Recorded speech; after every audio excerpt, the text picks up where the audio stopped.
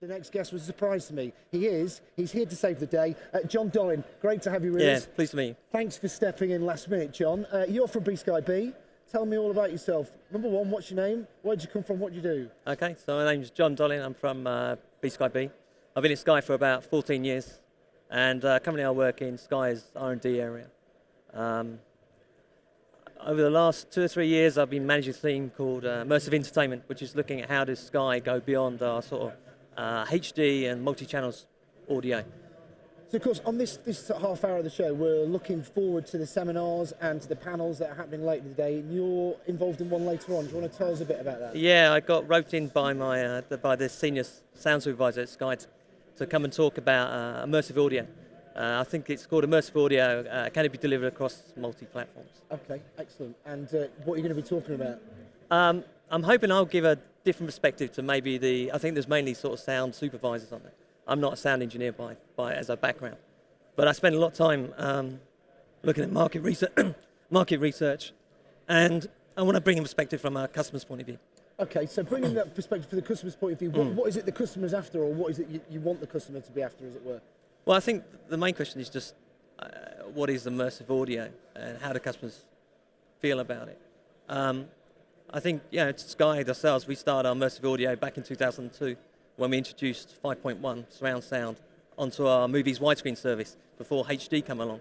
And obviously we've progressed with that. In 2005, I think we introduced it into our sports broadcast. And we've continued to carry on with 5.1. 10 years later, we've still got it across the majority of our 70-odd channels. I think what is interesting is just the amount of people that actually listen to 5.1 on a daily basis. And recent research suggests that the number's not quite where we'd like it to be. And I think we've got to draw some conclusions about why that is. And I think, from the recent studies that are coming out is that 5.1 for home use is quite complicated. It's sometimes expensive. It's sometimes difficult to set up. And then there's the aesthetic appeal of running speakers and cables around your home. So there is a percentage out there that do have sound systems. There's many people that are just listening to audio across two-channel stereo on the TV.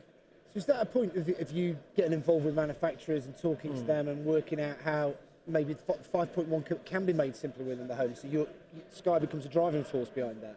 Yeah, I mean, so we always like to put blue water between us and the competitors. So yeah, we're always going to sort of look at 5.1. But the real question is about how do we expand that out and how do we reach those customers that can't get into that experience. I think what you're seeing at the moment is that customers do care about audio, particularly when they can't hear it properly.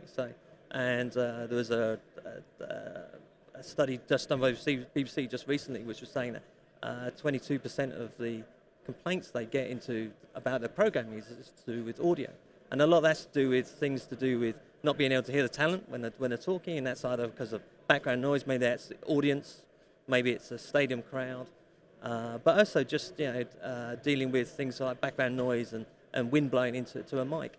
So these are the kind of things that we have. And obviously as we get older, our hearing kind of starts to sort of degrade over time.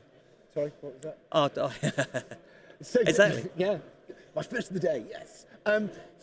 Do you think this goes back to production as well? So we start off with production. You talk to a lot of people within production, particularly sound ops. Sound can often be the first thing to go. Yeah. So it's producer directors or shooting assistant directors and stuff. Do you think that's where part of your problem starts, as it were? I think we've got some of the best sound supervisors in the world, particularly for doing live. These guys do it day in, day out, and are very good at what they do. And I think the real thing is that obviously is really how the customers are playing back on their television. I think what we're seeing is just, I mean, if we talk about TVs, I mean, go on to other devices, but for TVs themselves, there's an aesthetic appeal to have your TVs thinner. And that means the drivers, the speakers that you're seeing are now the size of milk bottle tops and probably about as thick. So suddenly when people are talking on TVs now, you get which you can't hear. So I think there's an aspect of that we need to try and improve and work out how we get there. It's not surprising that sound bars for these kind of single cabinet speakers, Sony TVs, are starting to be a growing trend for customers. But I think there's other things that we can start to do with sound. Sound for me is a very passive experience. You'll get what you're given. And we don't take into account of your own hearing ability and how you might want to personalize that experience. And there are technologies around audio on the horizon which will allow us to maybe start to allow you to have more of an option about how you want to hear sound. So what is the consideration? Because it's really interesting, obviously, with, Right. with the tablets, watching, a lot more TV. So obviously with Sky Go on there, and how's that considered with the? Because part of it is, if you're going to sit and watch it without a set of headphones, we know the sound's not going to be great, but you're still going to want to hear. But with the headphones in, obviously, it's different to watching it on the telly. How's that all that considered? I think what you find, there's a number of aspects. So the aspect you have with companion devices, whether it's mobile phones or tablets, is it's a really fragmented market. There's so many different devices out there with different capabilities. And Sky's all about giving you as much access to our content everywhere and anywhere that you want to access it. And that means that obviously we're delivering to a fragmented market for video. Now, when you start to layer on the capabilities of audio over the top of that, where that might be stereo 2.1, where it's kind of binaural experience, those kind of complexities get doubled and sometimes more. So, and it's very hard sometimes in the industry to make audio as important as video. Video is always a big thing. If you go around talking today, there's lots of people talking about 4K and Ultra HD. There'll be less people talking about audio. So it's people like myself and other people that will be on the panel to try and explain to people why audio is so important. And it's a big thing because the video ain't nothing without the audio. It's absolutely nothing. And what audio allows you to do from a visual experience, one, it gives you it invokes a motive feeling about the content. Like you said, if you try watching that audio, you feel nothing for the content. But more importantly, it makes the story larger than the frame of your companion device or the TV. It makes it feel a lot bigger.